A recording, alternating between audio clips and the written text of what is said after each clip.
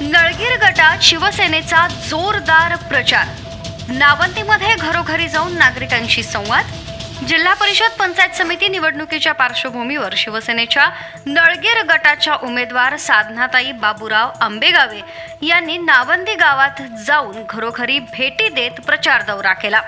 साधनाताई या उदगीर तालुक्यात गेली 30 ते 35 वर्षे सामाजिक व राजकीय कार्य करणारे बाबूराव आंबेगावे यांच्या पत्नी असून बाबूराव आंबेगावे यांचा संपूर्ण मतदारसंघात दांडगा जनसंपर्क आहे। या प्रचार दौऱ्यात शिवसेनेचे जिल्हा संपर्क प्रमुख ब्रह्माजी केंद्रे यांची प्रमुख उपस्थिती होती।